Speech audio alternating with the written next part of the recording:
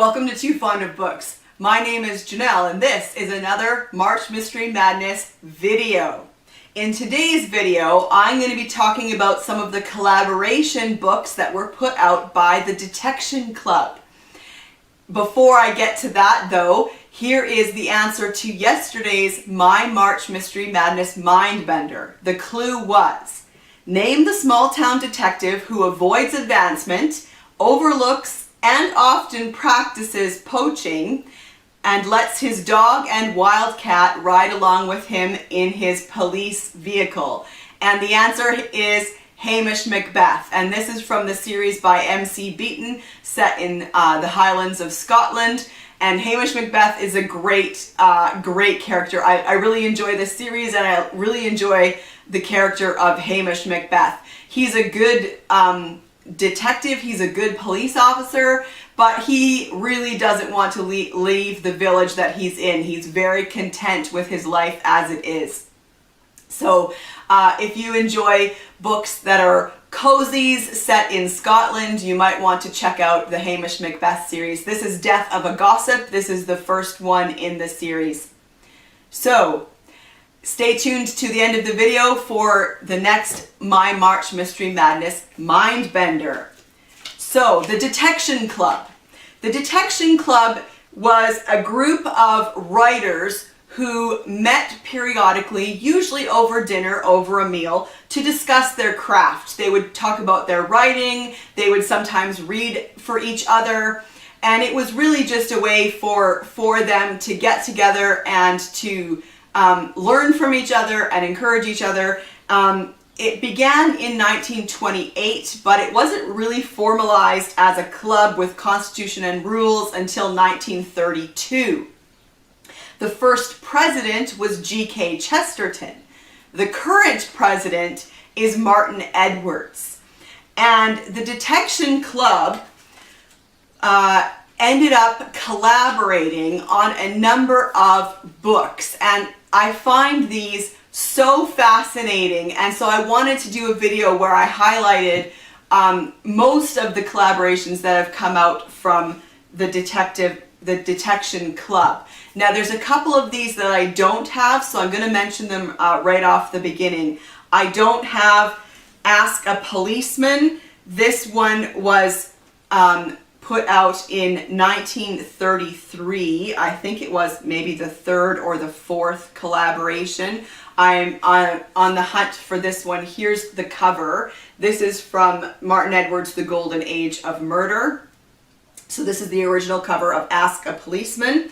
In this book, the people who were involved exchanged detectives. The original dust jacket blurb captured the playful mood of Ask a Policeman.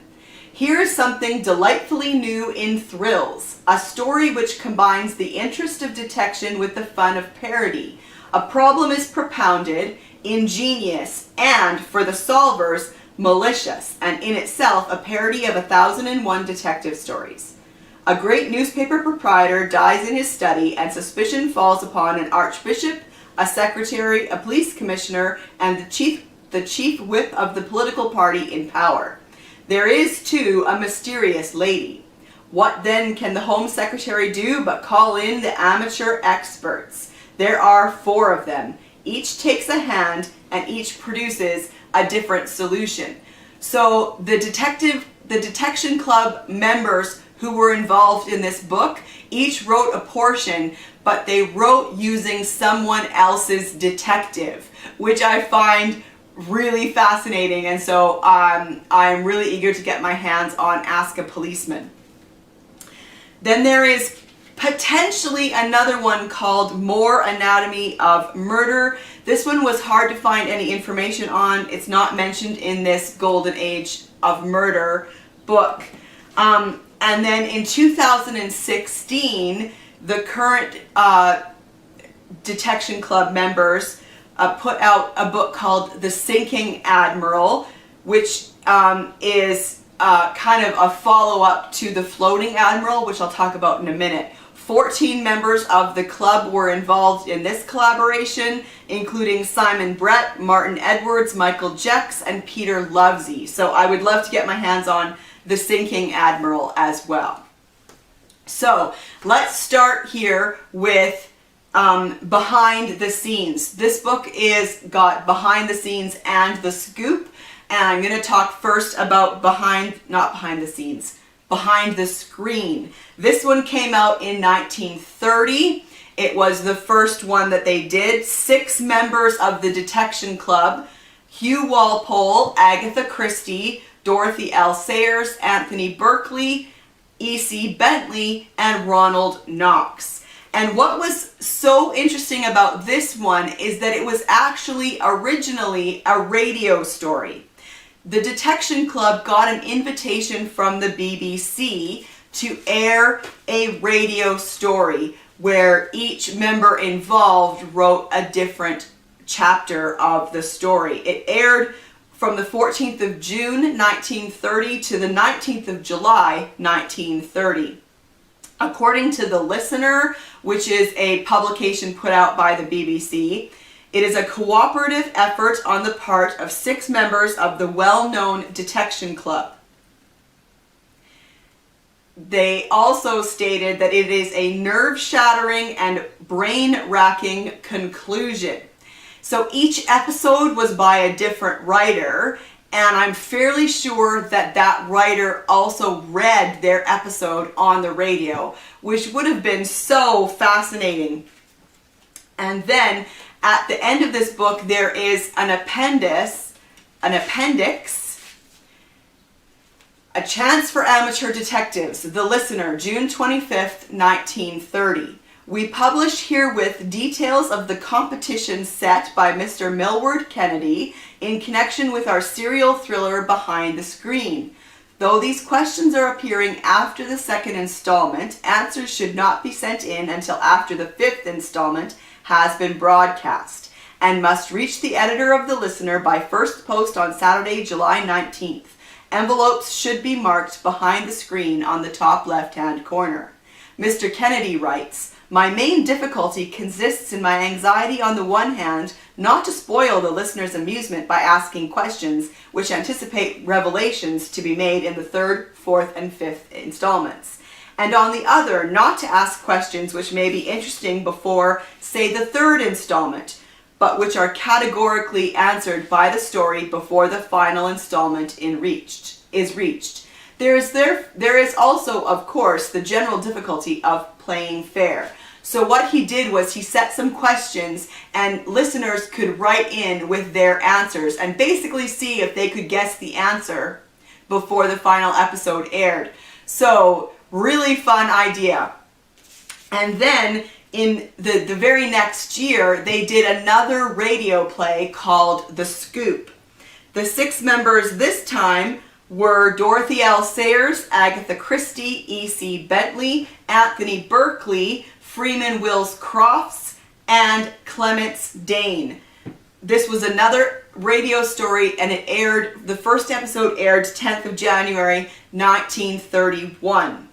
It was another round robin, but in this case each author took 2 installments, and the story grew out of a real-life crime. And I can't figure out how they decided which of the installments each of the authors got to write, because Dorothy L. Sayers wrote the first and the last, Agatha Christie wrote the 2nd and the 4th, Bentley wrote the 3rd and the 8th, Berkeley wrote the 5th and the 9th, Crofts wrote the 6th and the 11th, and Dane wrote the 7th and the 10th. But again, they read their episodes on air, and I just think that was such a great idea and a really fun way for the Detection Club to promote itself and for these authors to promote themselves as well. Also in 1931, they came out with The Floating Admiral. This is a collaboration by 13 members of the Detection Club, and the original cover for The Floating Admiral looked like this. I hope you can see that. There we go. It was great. A complete novel. Step in and watch G.K. Chesterton, Victor L. Whitechurch, G.D.H. and M. Cole, Henry Wade, Agatha Christie, John Rode, Millward Kennedy, Dorothy L. Sayers, Ronald A. Knox, Freeman Wills Crofts, Clements Dane, Edgar Jepson, and Anthony Berkeley solving the mystery of the Floating Admiral. A detective novel of all the talents. Love that it's got a map at the beginning. And this is from the introduction by Dorothy L. Sayers. The next best thing to a genuine contest is a good game, and the Floating Admiral is the detection game as played out on paper by certain members of the detection club among themselves. And here it may be asked, what is the detection club? And so she goes on to describe what the detection club was. Then she writes, now, a word about the conditions under which the Floating Admiral was written. Here, the problem was made to approach as closely as possible to a problem of real detection. Except in the case of Mr. Chesterton's picturesque prologue, which was written last, each contributor tackled the mystery presented to him in the preceding chapters without having the slightest idea what solution or solutions the previous authors had in mind. Two rules only were imposed. Each writer must construct his installment with a definite solution in view. That is, he must not introduce new complications merely to make it more difficult. He must be ready, if called upon, to explain his own clues coherently and plausibly. And to make sure that he is playing fair in this respect, each writer was bound to deliver, together with the manuscript of his own chapter, his own proposed solution of the mystery. These solutions are printed at the end of the book for the benefit of the curious reader. Secondly, each writer was bound to deal faithfully with all the difficulties left for his consideration by his predecessors. So, in the Floating Admiral, early one morning an elderly fisherman sees the local vicar's rowing boat drifting on the river. Inside, the body of Admiral Penistone. So, I really love this idea of collaborating on books and of each author writing part of the story, having their own clues and solutions in mind, and then passing it along to the next writer, where I'm sure everything changed. And so what an interesting way to write a story. And I haven't read this one yet. I'm really curious to see if it holds together, what kind of a solution the last contributor came up with. In 1936, their collaborating novel was The Anatomy of Murder. 7 members of the detection club were involved in this. Famous crimes critically considered by members of the detection club. The foreword of this book reads, 7 members of the detection club here offer commentaries upon an equal number of murders, some famous, others unknown to the general public. In each case, the writer has not been content simply to retell the story of the crime, but has endeavored to throw light upon it, either by revelation of new facts or by application of psychological tests to the mind of the criminal, or by comparison of the resources of present-day investigation with those of the past. Sir Thomas Browne provides the writers with a common viewpoint and the book with its motto. "'Tis not only the mischief of diseases and the villainy of poisons that make an end of us. We vainly accuse the fury of guns and the new invention of death. It is in the power of every hand to destroy us, and we are beholding unto every one we meet. He doth not kill us." 31 Gerrard Street, London, August 1936. Helen Simpson wrote The Death of Henry Kinder. John Rode wrote about the Constance case, the Constance Kent case. Margaret Cole, The Case of Adelaide Bartlett. E.R. Punchin, An Impression of the Landru Case. Dorothy L. Sayers, The Murder of Julia Wallace. Francis Isles, The Rattenbury Case, and Freeman Wills Crofts, A New Zealand Tragedy. So, an anatomy of murder.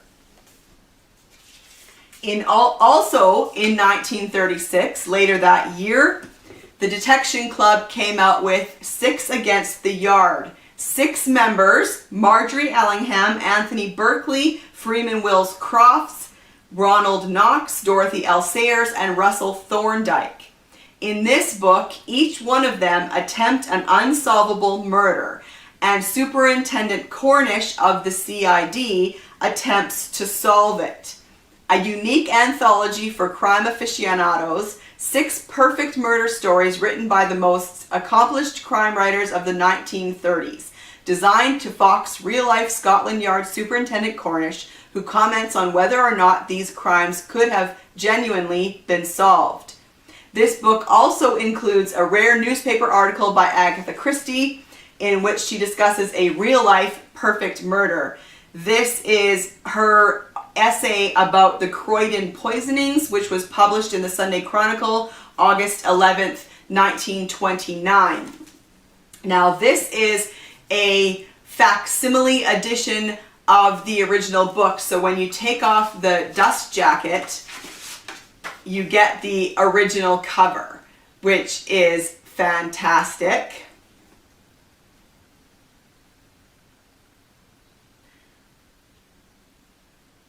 In which these members of the Detection Club commit the crime of murder, which ex-Superintendent Cornish of the CID is called upon to solve.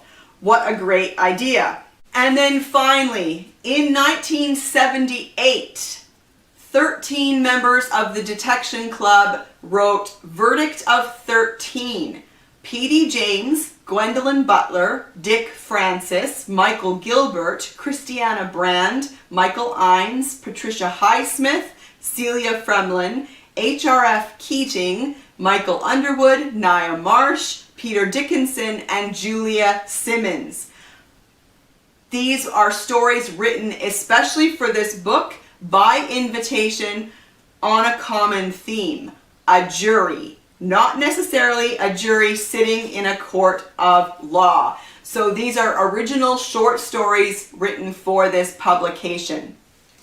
So I love the Detection Club. I think it's a great, I think it's an interesting group of people, certainly, and their collaborations have been very interesting reads, and I like how each one is a little bit different.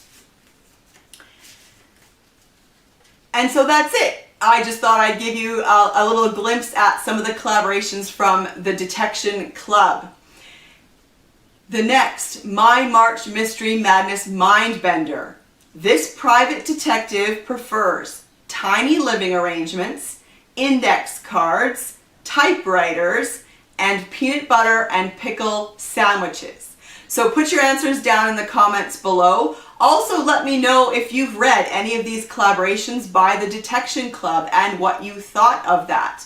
And I'll see you tomorrow for another March Mystery Madness video. Bye.